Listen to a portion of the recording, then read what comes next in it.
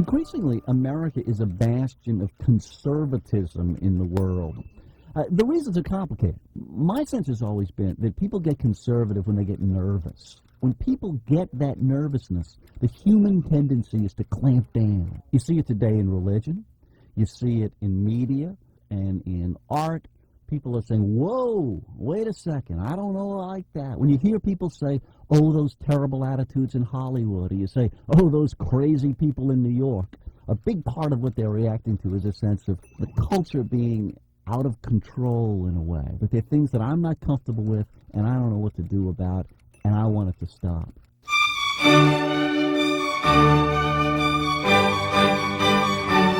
The Democrats are not about to become the bull moose party of the 21st century.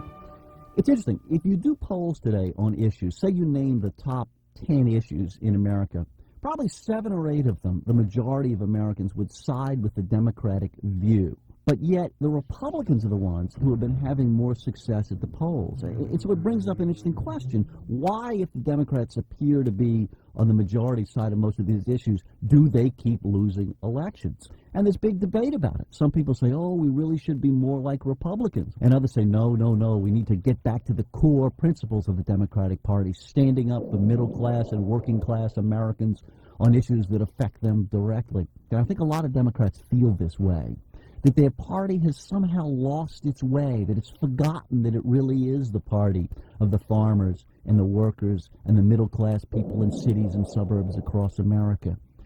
It, in so many ways, allowed its own elites to set the course and to set the policy. I think the party is paying for that now.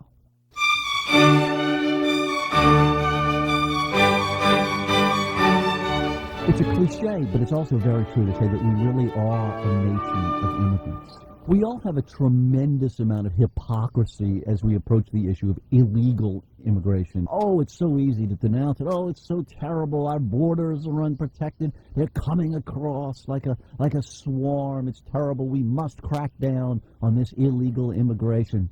Time after time after time, that hasn't been true. I believe it's not going to be true again. That in the end, the same people that are being denounced by the immigrant haters are the ones who are going to bail our economy out. They're doing the hard work. They are paying taxes even though they get no credit for it. They are the people who bring the energy, the intelligence, the sweat, and the stamina that will make this country great again. The fact of the matter is that we have an economy that in some very real ways is built on the labor of illegal aliens. We don't like to talk about it. But if we could truly build a fence around America and slam the gates shut, the agriculture industry, the restaurant industry, the trucking industry, the cleaning industry, I could go on and on, all of those industries and dozens of others would have their economic underpinning pulled right out from under them. If we did not have people here illegally, do you have any idea how much it would cost to get your hedges done?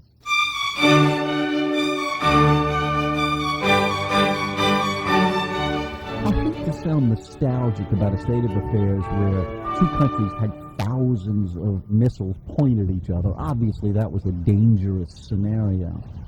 But I have to tell you, in world affairs, you have to be careful about what you wish for. You might get it.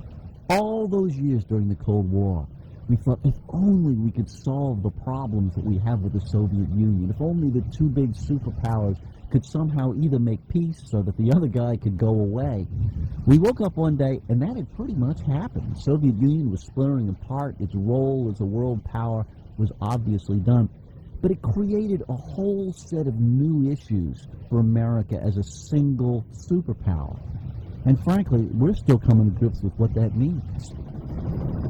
The neoconservatives in Washington think it means that we can go into other countries and have our way, that we don't have to listen to our allies, that we can do pretty much what we want as the big bully on the block.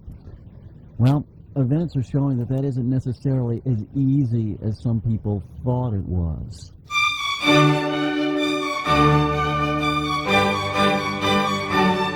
In any modern society, there's always a conflict between the values of freedom and security.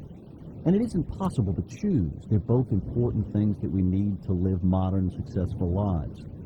That issue becomes increasingly important as the threats go larger, which has certainly happened in this age of terrorism. How is it that we can fight the terrorists and protect our own lives and still allow the freedoms upon which this nation was built? It's not an easy question. Anyone who tells you it's an easy question hasn't thought about it enough.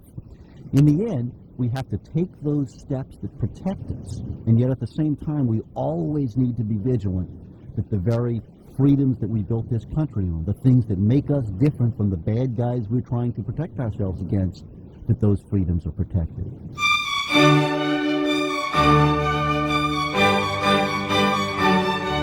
Anytime we get scared in America, we tend to crack down on freedom. If you ask most Americans, and the pollsters have done this, would you give up a little freedom for a little more security? People say yes.